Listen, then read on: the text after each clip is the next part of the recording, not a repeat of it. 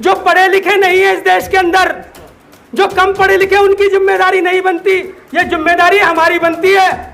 क्योंकि बाबा साहब की बदौलत हम पढ़ लिख कर वहां पर पहुंच गए। हमारी जिम्मेदारी थी कि हम समाज को कुछ न कुछ देकर जाएं, लेकिन समाज को देना तो दूर, हमने अपने बच्चों को भी कुछ नहीं दिया।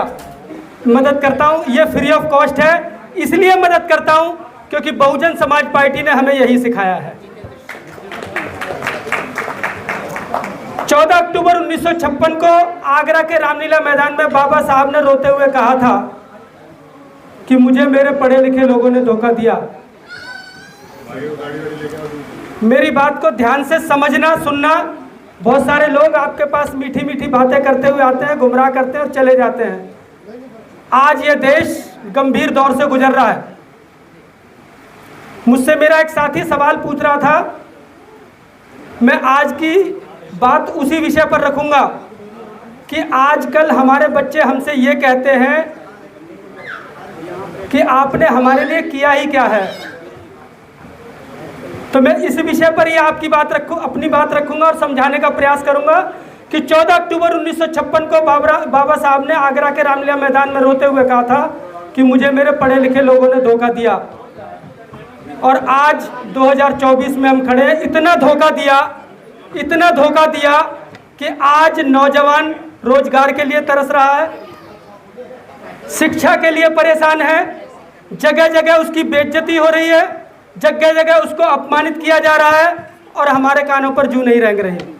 ये दिया है हमने आने वाली पीढ़ी को, ये दिया है हमने अपने बच्चों को। तो हमारे बच्चे हमसे कहेंगे नहीं कि तुमने हमें दिया ही क्या है।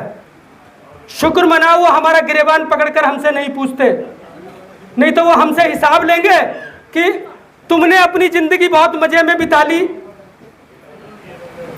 तुमने अपना समय बड़े ऐशो आराम में बिताया, बहुत अच्छा पहना, अच्छी जगहों पर रहे, बढ़िया खाया, लेकिन आज हम दर दर भटक रहे हैं।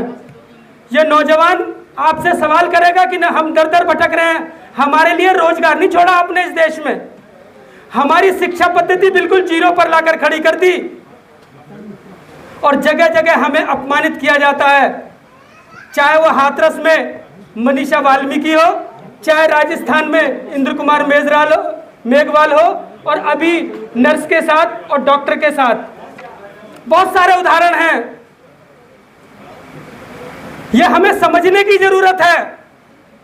हम कहीं ना कहीं अपने बच्चों के भविष्य के बारे में चिंतित नहीं हैं, हम सोचते नहीं हैं, हम केवल अपने बारे में सोचते हैं कि मुझे ये करना है, मुझे ये दिखाना है और मुझे ये बताना है। हम किसी का भी झंडा उठाकर चल देते हैं, हम किसी के भी साथ खड़े हो जाते हैं। हम अपने बच्चों के भविष्य के बारे में नहीं सोचते। कोई भी काम करने से पहले हम ये नहीं सोचते कि इसमें हमारे बच्चों का भविष्य सुरक्षित है या नहीं। हम कोई भी काम करने से पहले ये नहीं सोचते कि इसमें हमारे बच्चों का अपमान बचेगा या नहीं। हमें खुद अपने दोस्त और दुश्मन की पहचान नहीं है, हमें खुद अपने सही और गलत की जानकारी नहीं है। हम अपने बच्चों को क्या सिखाएंगे? आज इस देश के अंदर नौजवान, किसान, मजदूर सब रोड पर हैं और उसके जिम्मेदार केवल हम हैं।